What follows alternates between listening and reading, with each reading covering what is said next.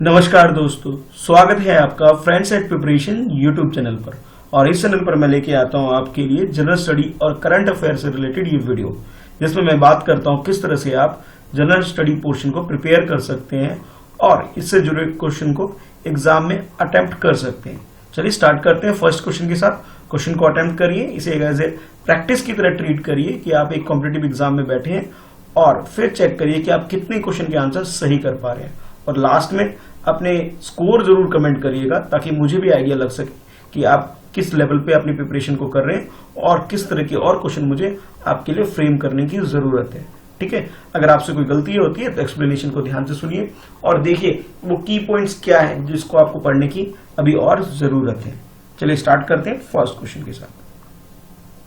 Consider the following statements regarding Kanger valley national park. Kanger valley national park से related ये question आपके लिए है और इसके अंदर कुछ स्टेटमेंट गिवन है। ये फर्स्ट स्टेटमेंट है और उसके बाद ये सेकंड स्टेटमेंट है। आपसे पूछा जा रहा है कि which of the statement given above are correct. Correct statement क्या है इसके अंदर, ये आपको आइडेंटिफाई करना है। दो स्टेटमेंट गिवन है, ये फर्स्ट स्टेटमेंट है और ये सेकंड स्टेटमेंट है। दोनों में से करेक्ट स्टेटमेंट हमें आइडेंटिफाई करना है। फर्स्ट स्टेटमेंट में आपसे बोला जा रहा है it is situated in the Jharkhand, यानी कि इसकी जो लोकेशन बताई जा रही है झारखंड स्टेट के अंदर है। सेकंड स्टेटमेंट में आपसे बोला जा रहा है रिसेंटली अ फंगी नेम्ड, अभी रिसेंटली कोई एक फंगी है जिसका नाम रखा गया है Ophiocordyceps Newton has been supported on the first time in this national park, यानी कि इस नेशनल पार्क के अंदर एक फंगी डिस्कवर किया गया है, सपोर्ट किया गया है, तो उसके बारे में बताया जा रहा है जिसका नाम है ओपिकॉर्डे कैप न्यूटन्स। ये फंगी डिस्कवर किया गया है, इसके बारे में पता चला है जिस वजह से ये न्यूज में हो गया है national park, Kanger valley national park. अब आपके पास ये चार ऑप्शन है, चार ऑप्शन में से सही ऑप्शन जो भी आपको लगता है उसे चूज करके क्वेश्चन को अटेम्प्ट करिए। ऑप्शन ए में आपसे बोला जा रहा है फर्स्ट स्टेटमेंट करेक्ट है, बी में आपसे बोला जा रहा है सेकंड स्टेटमेंट करेक्ट है, सी में बोला जा रहा है फर्स्ट और सेकंड दोनों स्टेटमेंट करेक्ट है और डी में बोला जा रहा है neither one nor two. It means ये दोनों स्टेटमेंट क्या है, गलत है। तो आपके अकॉर्डिंग करेक्ट आंसर क्या है वो आप आइडेंटिफाई करके क्वेश्चन को अटेम्प्ट करिए। तो इस क्वेश्चन का जो करेक्ट आंसर है, करेक्ट आंसर इसका बी है। बी का मतलब ये हुआ कि जो सेकंड स्टेटमेंट है सिर्फ वो करेक्ट है, यानी कि ये झारखंड में इसकी लोकेशन ना होकर के इसकी जो लोकेशन है वो छत्तीसगढ़ के अंदर है। तो छत्तीसगढ़ के अंदर जो बस्तर रीजन है, डिस्ट्रिक्ट है बस्तर, उस रीजन के अंदर ये नेशनल पार्क है, कांगेर वैली नेशनल पार्क। ये छत्तीसगढ़ के अंदर है, ना कि झारखंड के अंदर है। तो इस हिसाब से हमारा जो फर्स्ट स्टेटमेंट है गलत हो गया। और सेकंड स्टेटमेंट की अगर बात करें तो अभी रिसेंटली रिसर्चर्स ने फाउंड किया है कि भी ये ओपिकॉर्ड ड्राइकैप न्यूटन्स फंगी अभी first time Kanger valley national park में इन्होंने इसे पाया है। इस वजह से ये काफी न्यूज में हो गया और पूरे चांसेस है कि आपसे इस तरह के क्वेश्चन पूछे जा सकते हैं। ठीक है, बाकी डिटेल में जान लेते हैं ये कांगेर वैली नेशनल पार्क को। तो इसे नेशनल पार्क का जो स्टेटस है वो 1982 में दिया गया था। ये बस्तर रिवर जो उसके पास वाला जो एरिया है जिसे बस्तर रीजन बोला जाता है उधर इसकी लोकेशन है। इस हिसाब से करेक्ट आंसर जो हमारा हो गया वो बी हो गया। बी का मतलब है सेकंड ऑप्शन स्टेटमेंट हमारा बिल्कुल करेक्ट है। अब इस क्वेश्चन में आपसे पूछा जा रहा है with reference to the Sundarban consider the following statement, यानी कि सुंदरबन से रिलेटेड आपसे ये क्वेश्चन है और यहां पे आपके पास तीन स्टेटमेंट है। फर्स्ट स्टेटमेंट ये, सेकंड ये और थर्ड ये स्टेटमेंट है। फर्स्ट स्टेटमेंट में बोला जा रहा है it is a UNESCO world heritage site, यानी कि यूनेस्को ने इसे वर्ल्ड हेरिटेज साइट का स्टेटस दे रखा है। सेकंड स्टेटमेंट में बोला जा रहा है Sundarban wetland has been accords the status of wetland of international importance, यानी कि सुंदरबन एक ऐसा वेटलैंड एरिया है जिसे ये भी स्टेटस मिला हुआ है कि वेटलैंड ऑफ इंटरनेशनल इंपॉर्टेंस, यानी कि इंटरनेशनल लेवल पर इसकी इंपॉर्टेंस को एक तरह से सिंबलाइज करने के लिए इसे वेटलैंड एरिया की कैटेगरी में भी इसे एक इंपॉर्टेंस प्लेस का दर्जा दिया गया हुआ है। सेकंड स्टेटमेंट में बोला जा रहा है।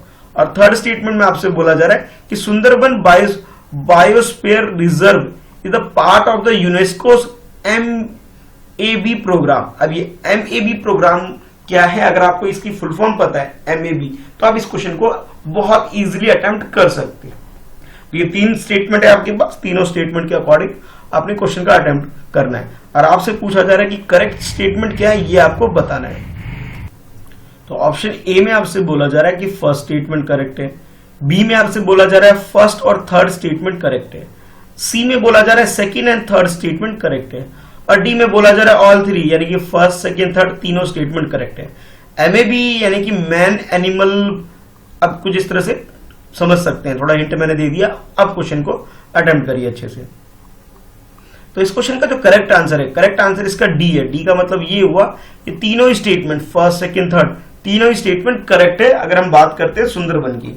चलिए अब डिटेल में इसकी बात कर लेते हैं। इस क्वेश्चन में जो तीनों स्टेटमेंट था, तो सुंदरबन जो इसे ये एक तरह से मैंग्रोव एरिया है हमारी कंट्री के अंदर, यानी कि वेस्ट बंगाल और बांग्लादेश के आसपास जो एक डेल्टा फॉर्मेशन होता है, ठीक है, जो कि एक वेटलैंड एरिया क्रिएट हो जाता है, जिसे मैंग्रोव एरिया भी आप बोल सकते हैं, जो कि गंगा, ब्रह्मपुत्र और मेघना रिवर की वजह से ये कंडीशन क्रिएट हो जाती है, एक इन्वायरमेंट क्रिएट हो जाती है, जिसे यूनेस्को ने 1987 में वर्ल्ड हेरिटेज साइट का एक स्टेटस दिया हुआ था, इसे डिक्लेयर किया हुआ है। यानी कि फर्स्ट स्टेटमेंट हमारा बिल्कुल करेक्ट हो गया। सेकंड ये है कि रामसर कन्वेंशन जो कि 2019 में हुआ था, उसके अकॉर्डिंग इसे इंटरनेशनल इंपॉर्टेंस का स्टेटस भी दिया गया है एज ए वेटलैंड एरिया, ठीक है, यानी कि इसे आप बोल सकते हैं कि वेटलैंड ऑफ इंटरनेशनल इंपॉर्टेंस की कैटेगरी के अंदर भी इसे स्टेटस मिला हुआ है 2019 में रामेश्वर कन्वेंशन के अंतर्गत। अब रामेश्वर एक सिटी है ईरान के अंदर जहां ये कन्वेंशन हुई थी, इस वजह से इसे रामेश्वर कन्वेंशन बोला जाता है। तो सेकंड स्टेटमेंट भी हमारा बिल्कुल करेक्ट हो गया, ठीक है। और इस अगर हम थोड़ा डिटेल में बात करें कि रामेश्वर कन्वेंशन है क्या, तो भी ये 1971 में एक कन्वेंशन हुई थी जहां पे जो भी मेंबर स्टेट्स हैं जिन्होंने इस एग्रीमेंट पे साइन किया था, तो वो जितने भी वर्ल्ड में वेटलैंड एरिया है उसे कंजर्व करने के लिए, उसे सस्टेनेबल बनाने के लिए एक कन्वेंशन साइन हुआ था और इनके प्रोटेक्शन के लिए काम करने पे जोर दिया गया था। यानी कि जितने भी हैबिटाट्स हैं, जो भी नेचुरल वेटलैंड एरिया है, उस पे फोकस किया जाता है इस कन्वेंशन के अंतर्गत। अच्छा, थर्ड स्टेटमेंट की बात करें जहां पे एक टर्म था एमएबी। एमएबी का मतलब है यहां पर मैन एंड बायोस्फीयर प्रोग्राम, ठीक है, मैन एंड बायोस्फीयर प्रोग्राम। इसके अंतर्गत 1989 के अंदर सुंदरवन बायोस्फीयर रिजर्व को डिक्लेयर किया गया था हमारी गवर्नमेंट के द्वारा, यानी गवर्नमेंट ऑफ इंडिया ने भी इसे अडॉप्ट किया था, इसे मैन एंड बायोस्फीयर प्रोग्राम के अंदर इसके ऊपर अच्छे से इसका यूज कर सके और इस एरिया को प्रोटेक्ट किया जा सके, इसलिए फोकस किया गया था। और यूनेस्को ने 1970 के अंदर इस प्रोग्राम को यूनेस्को ने लागू किया था वर्ल्ड ओवर में। यानी कि आप ये बोल सकते हैं कि तीनों ही स्टेटमेंट करेक्ट है अगर हम बात करें सुंदरवन एरिया की। तो करेक्ट आंसर जो हमारा हो जाएगा, करेक्ट आंसर हमारा डी का मतलब है कि ऑल थ्री स्टेटमेंट 1, 2, 3 तीनों स्टेटमेंट बिल्कुल करेक्ट है। नेक्स्ट क्वेश्चन में आपसे पूछा जा रहा है कि कुछ स्टेटमेंट गिवन है, जैसा बोला जा रहा है कंसीडर द फॉलोइंग स्टेटमेंट्स। अब ये स्टेटमेंट्स गिवन है, इनको ध्यान से पढ़िए पहले, और नीचे बोला जा रहा है स्टेटमेंट गिवन अब जो भी ऊपर जो स्टेटमेंट दिया गया उनमें से करेक्ट स्टेटमेंट क्या है ये आपको आइडेंटिफाई करना है, ठीक है। तो फर्स्ट जो स्टेटमेंट ये है, सेकंड स्टेटमेंट ये वाला है। फर्स्ट स्टेटमेंट में बोला जा रहा है right to education is a fundamental right in 2002 through the 86 constitutional amendment act. यानी कि तो 2002 के अंदर एक कॉन्स्टिट्यूशनल अमेंडमेंट के लिए एक एक्ट लाया गया था जिसमें ये बोला गया कि भी राइट टू ये एजुकेशन को हमारी कंट्री के अंदर कि एक फंडामेंटल राइट बना देना चाहिए। 2002 में एक बिल लाया था, ये बोला जा रहा है, ठीक है। फिर आगे बोला जा रहा है कि right to education act 2009 mandate 25 reservation in the private school for the students from the disadvantage section. यानी कि ये जो क्वेश्चन टोटली बेस्ड है राइट टू एजुकेशन के ऊपर। एक बिल आया था 2002 में जिसको में ये बोला गया था कि फंडामेंटल राइट बना देना चाहिए कि भी एजुकेशन को, और इसे 86 कॉन्स्टिट्यूशनल अमेंडमेंट एक्ट के थ्रू फिर इसे लागू भी कर दिया गया था 2009 में। अच्छा, और ये बोला गया कि भी कि 25% जो डिसएडवांटेज ग्रुप के सेक्शन के जो लोग हैं, वहां के जो बच्चे, उन्हें प्राइवेट स्कूल के अंदर 25% रिजर्वेशन प्रोवाइड किया जाए। कहने का मतलब है कि उनको इन स्कूलों में पढ़ने के लिए एडमिशन दिया जाए। तो ये दो स्टेटमेंट है, दोनों स्टेटमेंट को ध्यान से पढ़ लीजिए। अब क्वेश्चन को अटेम्प्ट करिए कि करेक्ट आंसर इसका क्या हो सकता है। तो चार ऑप्शन कुछ इस तरह से आपके पास है। ऑप्शन ए में आपसे बोला जा रहा है फर्स्ट स्टेटमेंट करेक्ट है, बी में बोला जा रहा है सेकंड स्टेटमेंट करेक्ट है, सी में बोला जा रहा है बोथ 1 2 यानी कि दोनों स्टेटमेंट करेक्ट है, और डी में आपसे बोला जा रहा है नाइदर 1 नॉट 2, इट मींस ये दोनों ही स्टेटमेंट क्या है, गलत है। तो आपके अकॉर्डिंग करेक्ट आंसर क्या है, क्वेश्चन को अच्छे से अटेम्प्ट करिए। तो इस क्वेश्चन का जो करेक्ट आंसर है, करेक्ट आंसर इसका सी है। सी का मतलब ये हुआ कि दोनों ही स्टेटमेंट, फर्स्ट एंड सेकंड दोनों स्टेटमेंट बिल्कुल करेक्ट है। अब थोड़ा डिटेल में बात कर लेते हैं। तो हमारी कंट्री के अंदर जो कॉन्स्टिट्यूशन है, इंडियन कॉन्स्टिट्यूशन का पार्ट 4 है, पार्ट 4 के अंदर आर्टिकल 45 और आर्टिकल 39F के अंदर डीपीएसपी यानी कि directive principle of state policy के अंदर इसे लाया गया है कि भी स्टेट को एजुकेशन को एक्सेसिबल बनाना है, यानी कि हर किसी के रीच में पहुंच सके। ये इस आर्टिकल के अंदर ये मेंशन है हमारी कॉन्स्टिट्यूशन के अंदर, जिसके तहत on the behalf of this कि 86 अमेंडमेंट हमारी कंट्री के अंदर कॉन्स्टिट्यूशन में किया गया, और ये बिल आया था 2002 के अंदर आया था। और फिर बाद में इसे राइट टू एजुकेशन, इसको इसे एक फंडामेंटल राइट बना दिया गया पार्ट 3 के अंदर। और जो अमेंडमेंट किया गया, एक्चुअली जो फंडामेंटल राइट के अंदर जो अमेंडमेंट किया गया था कि आर्टिकल 21A में इसे ऐड कर दिया गया।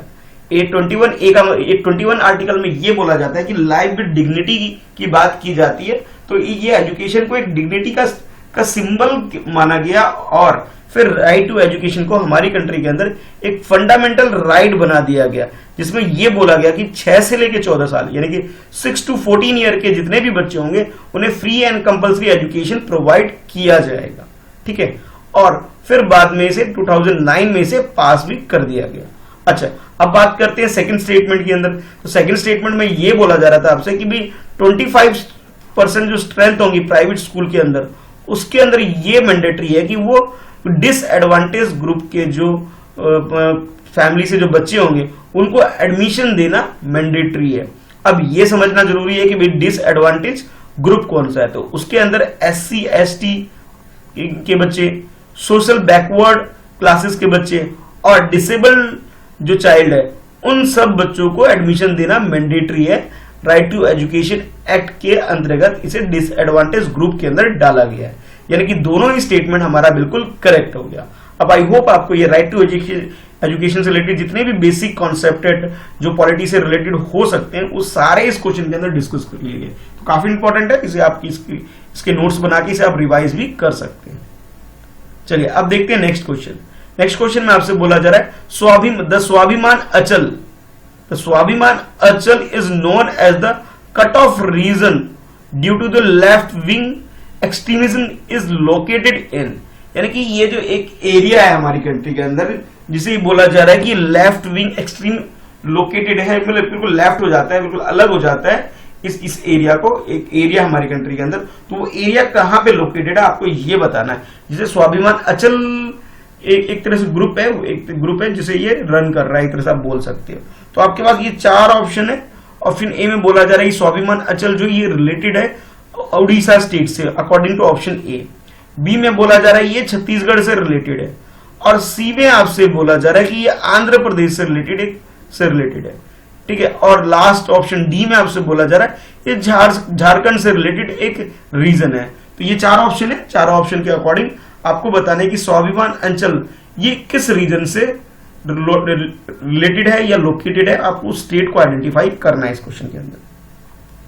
तो इस क्वेश्चन का जो करेक्ट आंसर है, करेक्ट आंसर इसका ए है। ए का मतलब ये हुआ ये उड़ीसा से रिलेटेड है। हमारी कंट्री में जो ईस्टर्न घाट है, ईस्टर्न घाट के पास जो एरिया है उड़ीसा स्टेट है, वहां से ये रिलेटेड है स्वाभिमान अचल रीजन, जिसे पहले बोला जाता है इसे पहले ये जो एरिया है उड़ीसा का मलकानगिरी डिस्ट्रिक्ट है, उस एरिया के अंदर इसे आता है।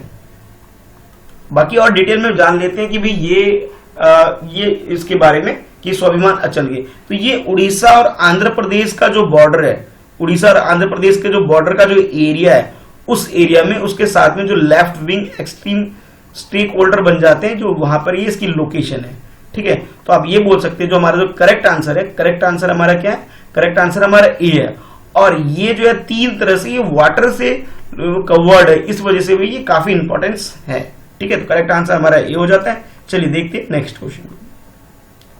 नेक्स्ट क्वेश्चन में आपसे पूछा जा रहा है with reference to the national skill development cooperation, जिसे शॉर्ट में भी कई बार ऐसे लिख दिया जाता है NSDC।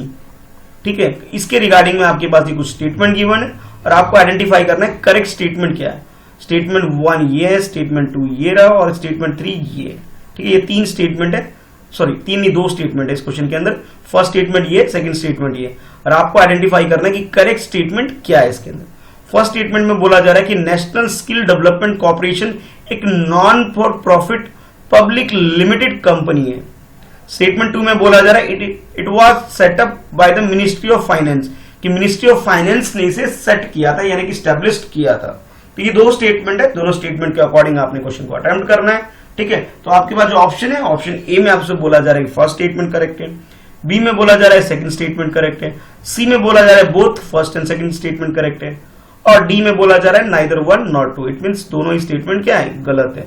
तो आपके अकॉर्डिंग करेक्ट स्टेटमेंट क्या है, चारों ऑप्शन में से 2 स्टेटमेंट है। दोनों स्टेटमेंट को आई होप आपने पढ़ लिया होगा। चलिए क्वेश्चन को अटेम्प्ट करिए। तो इस क्वेश्चन का जो करेक्ट आंसर है, करेक्ट आंसर इसका सी है। सी का मतलब ये हुआ कि ये दोनों ही स्टेटमेंट बिल्कुल करेक्ट है। आप थोड़ा डिटेल में पढ़ लेते हैं। नेशनल स्किल डेवलपमेंट कॉर्पोरेशन, जिसे कि शॉर्ट में कई बार एनएसडीसी भी बोला जा सकता है, ये एक non for profit public limited company है, जिसे हमारी कंट्री में 2008 में सेक्शन 25 ऑफ कंपनी एक्ट 1956 के को ध्यान में रखते हुए इसके फॉर्मेशन किया गया था।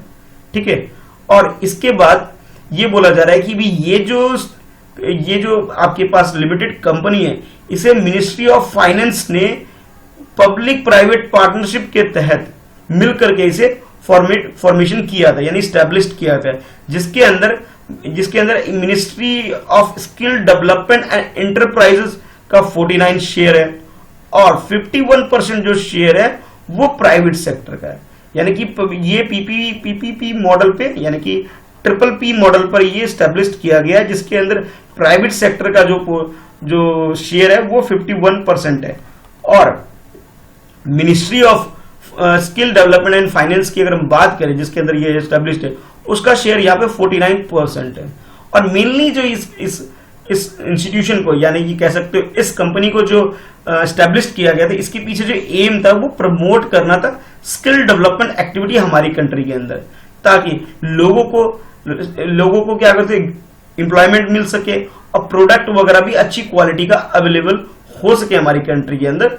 इस वजह से इसे एस्टेब्लिश किया गया था। तो आप ये बोल सकते हो जो करेक्ट आंसर जो आपका हो गया, करेक्ट आंसर आपका सी। सी का मतलब है दोनों ही स्टेटमेंट 1 एंड 2 दोनों ही करेक्ट है। तो अब कमेंट करके बताइए कि आपके कितना स्कोर है, आपने कितने क्वेश्चन का आंसर सही किया है। ठीक है, और वीडियो को जरूर लाइक करिए और अपने बाकी सारे फ्रेंड में इसे शेयर जरूर करिए। ठीक है, फिर मिलते हैं नेक्स्ट वीडियो में। आज की इस वीडियो में इतना है। जरूर शेयर करिएगा अपने फ्रेंड्स के साथ, और कमेंट करके आप अपने जो भी वैल्यूएबल सजेशन है आप उसे रख सकते हैं। कुछ डाउट्स है उसे भी पूछ सकते हैं कमेंट बॉक्स के अंदर। ठीक है, चलो फिर मिलते हैं नेक्स्ट वीडियो में।